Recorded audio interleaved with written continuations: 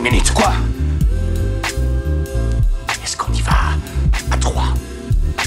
On fait 1, 2, 3 et on y va. Bah, c'est ton cul que je veux dire, c'est comme tu veux.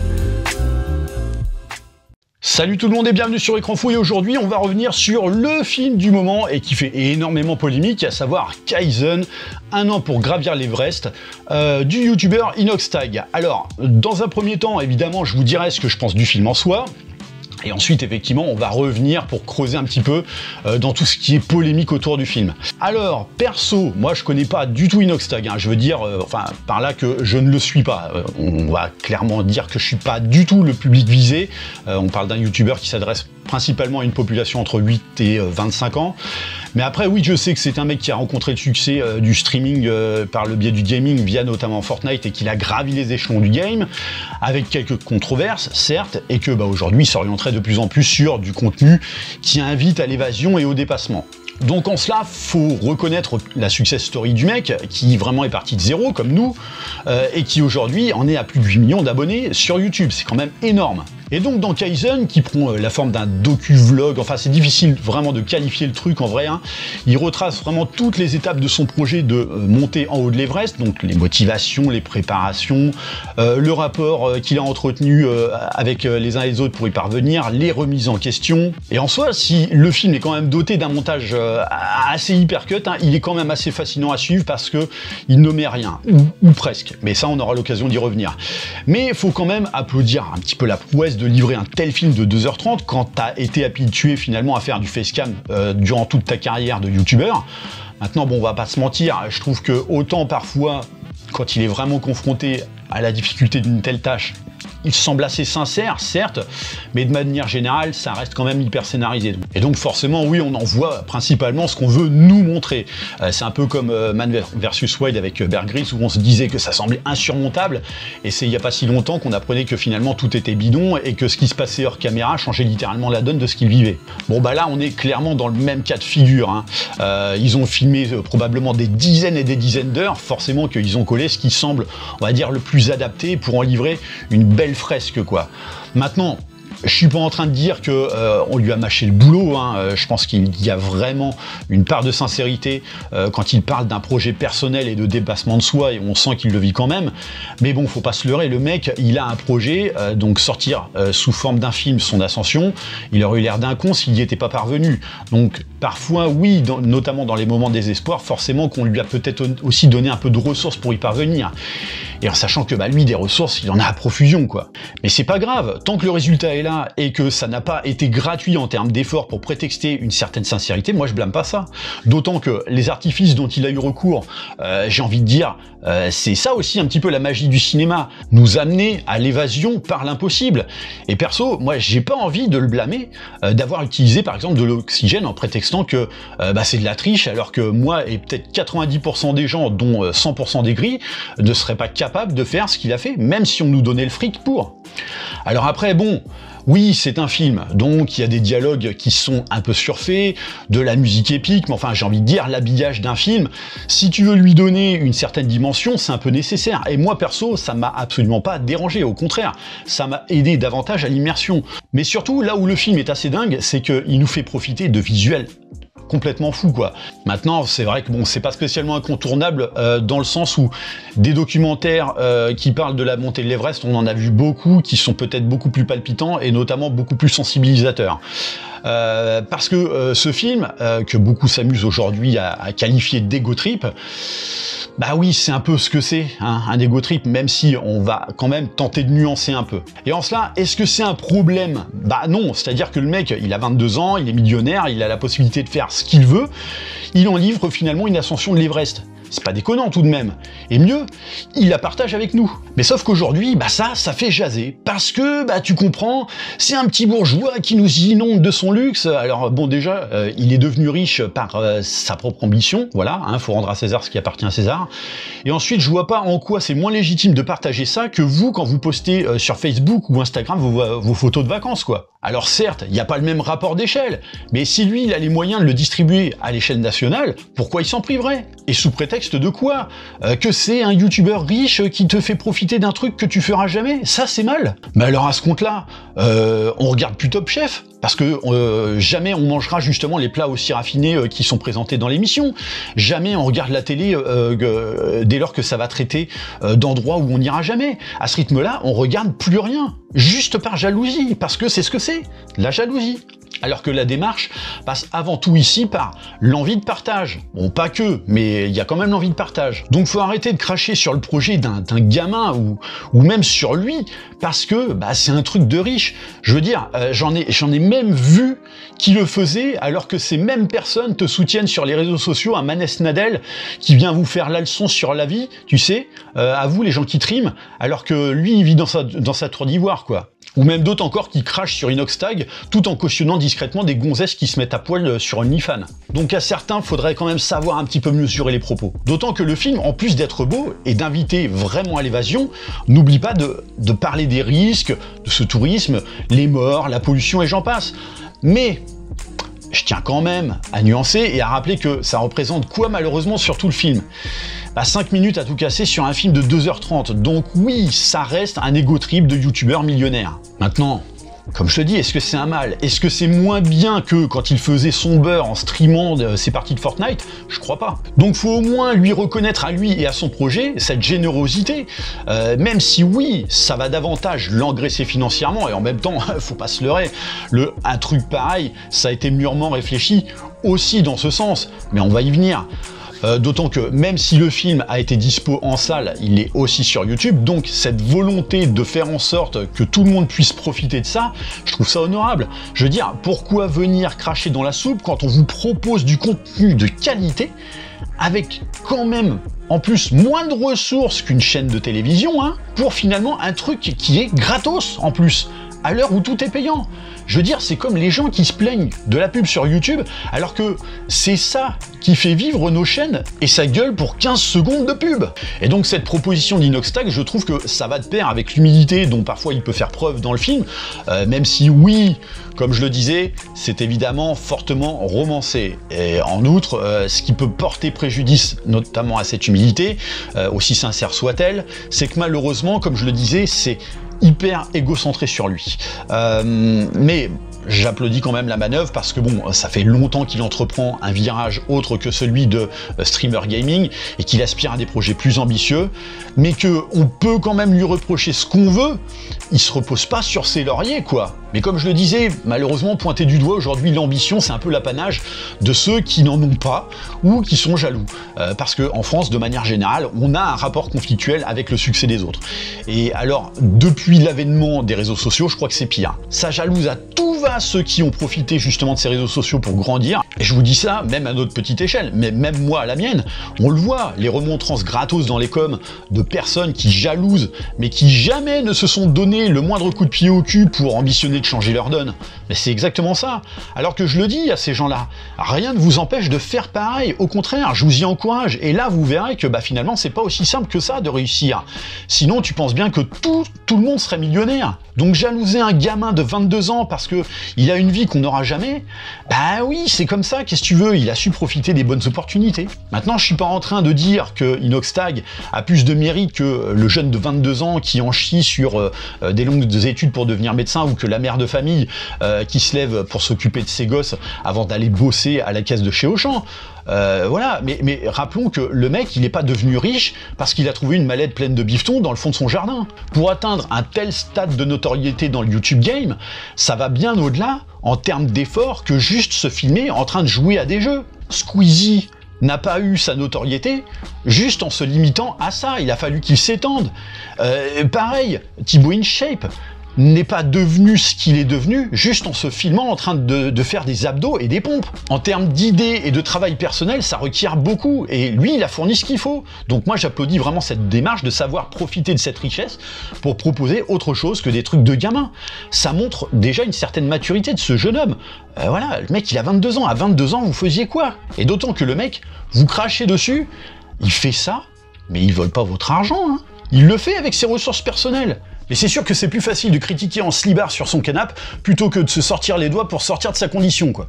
Maintenant, oui, effectivement, ça amène à d'autres interrogations. Alors attention, hein, ne venez pas me dire que je suis aigri ou jaloux parce que je vais pointer aussi du doigt des choses qui m'ont un peu plus dérangé, mais le recul me semble parfois un peu nécessaire pour avoir vraiment une vue d'ensemble. Donc non, je ne suis pas jaloux, je reste vraiment en admiration face à l'ascension du mec sur YouTube que je n'aurais jamais, mais perso que je n'en voudrais pas. Quant à monter l'Everest, bah pareil, hein, je le jalouse pas, c'est pas mon délire déjà, et d'autant que moi, en plus, je suis soumis de plus en plus à des vertiges avec l'âge, donc le voir escalader des pics comme le Mont Blanc et compagnie, mais moi je suis en admiration devant ça, parce que je sais que j'en serais plus jamais capable. Mais l'un des problèmes que j'y vois, c'est ce message, alors que je trouve tout à fait honorable, hein, certes, de viser à motiver au dépassement de soi, à l'ambition. Le problème que j'ai avec ça, c'est que quand en plus il sait s'adresser principalement à des jeunes qui vivent à travers les réseaux sociaux, ça tend d'une part à banaliser ce genre d'ambition qui malheureusement n'est pas accessible à tous. Et moi je trouve que malheureusement, il n'y a pas suffisamment de manières de montrer que, attention, faut le faire chacun à son échelle. Parce que l'ascension de l'Everest, ça coûte ultra cher. On dit que c'est un tourisme de riches, mais c'est totalement le cas. Donc je trouve pas ce rapport d'échelle, contrairement par exemple à un Thibaut Inchep qui dernièrement avait expliqué aux gens que il faut pas partir sur des mêmes ambitions que lui parce que lui le sport c'est son métier, il fait ça tous les jours, il a pas d'enfants, ça implique en plus une certaine doctrine de vie que malheureusement le kidam ne peut pas forcément appliquer au quotidien. Donc il remet les choses dans leur contexte en rappelant que non, ce n'est pas à la portée de tout le monde d'être comme lui. Mais c'est pas un mal, hein. Et bien là je trouve que Inoxtag il manque de rappeler que oui, le dépassement de soi est important, mais qu'il faut savoir le faire effectivement à son échelle propre. Et surtout que quand il s'adresse, notamment dans le film, qui s'adresse aux jeunes sur le fait de devoir lâcher leur smartphone et je ne sais quoi, effectivement, il y a un sous-texte derrière tout ça.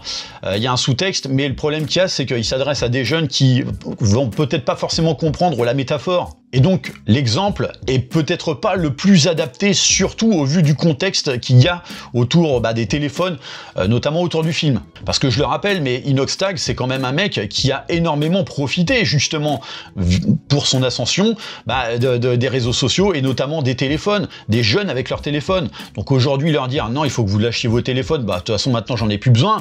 Voilà. Et c'est d'autant plus regrettable que, en plus, le mec il est un petit peu sponsorisé par une marque de téléphonie pour pouvoir faire son trip. Donc oui, il y a un petit côté hôpital qui se fout de la charité, mais je pense que c'est juste une maladresse que malheureusement il aurait peut-être été mieux de l'interpréter différemment qu'à travers ce genre de choses. Mais moi ce qui me dérange un peu plus dans cette intention, c'est ce que ça cache derrière. C'est-à-dire que oui, on assiste à la quête de la surenchère des youtubeurs. Donc ça fait maintenant quelques années qu'on le voit, les gros youtubeurs se lancent dans des contests leur permettant d'avoir une plus grande aura, que ce soit Squeezie, Thibaut Inchep, McFly et Carlito et j'en passe.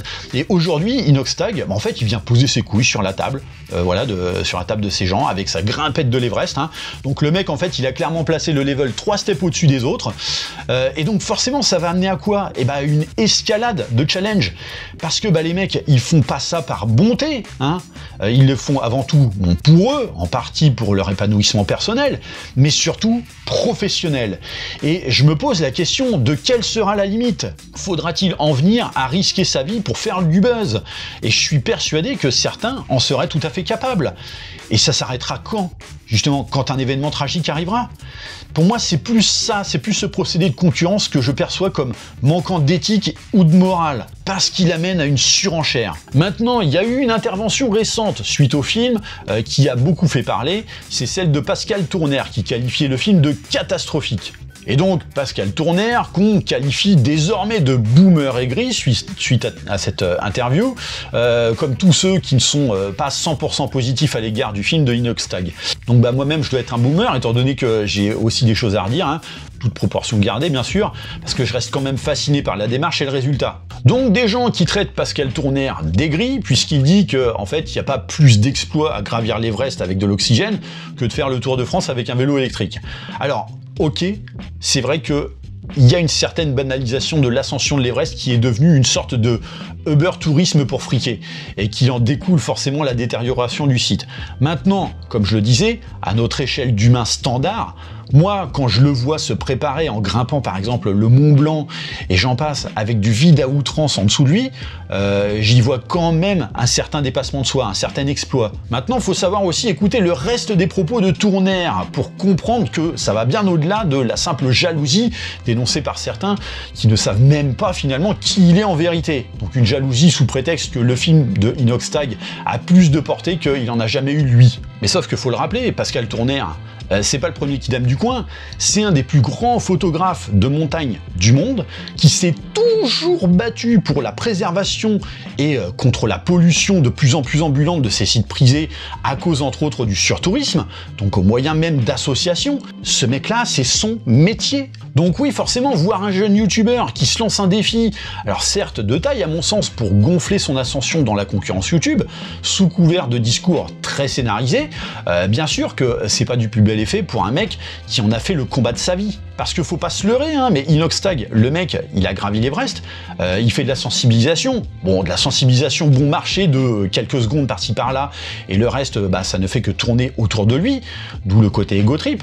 Donc oui, sensibilisation, et notamment auprès des jeunes, mais parce que là, c'est normal d'appuyer à mort sur le truc. C'est tout neuf, son film vient de sortir. Mais dans un an, vous croyez qu'il en aura encore quelque chose à foutre de l'Everest ou de la destruction que subit le site? Vous croyez qu'il va user de son fric pour créer une association en faveur de ça? Bah non, faut pas se voiler la face. Le mec, il va passer à son prochain challenge pour être sûr de pouvoir aller se frotter à des Squeezie et Thibaut InShape. What else? Parce que ce n'est que ça.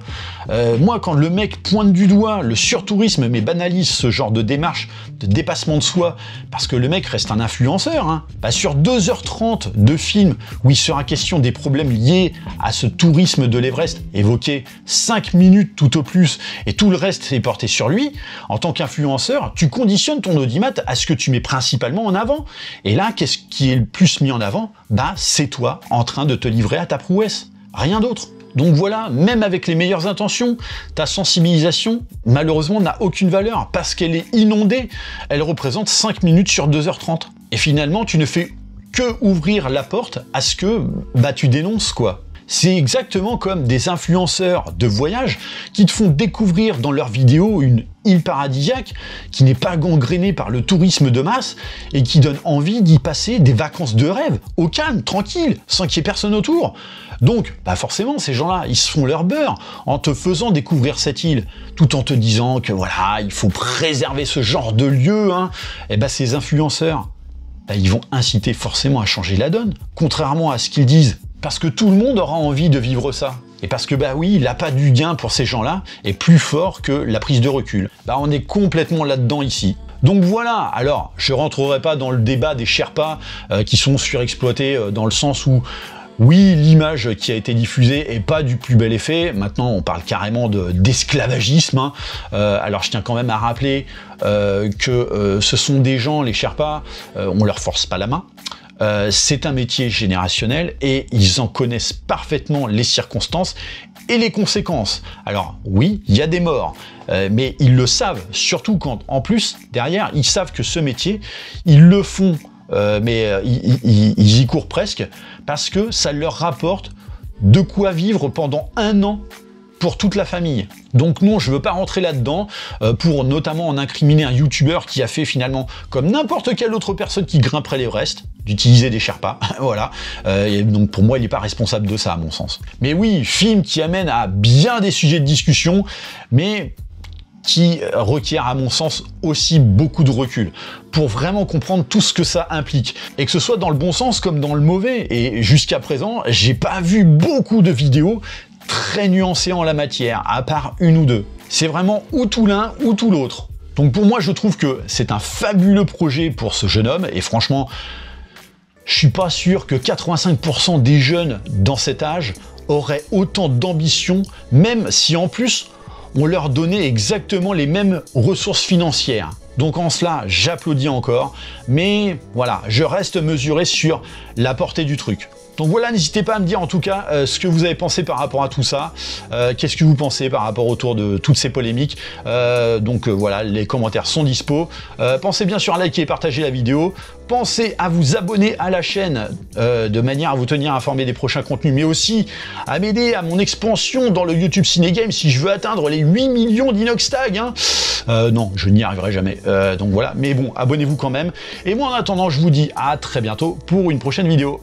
Allez, bye.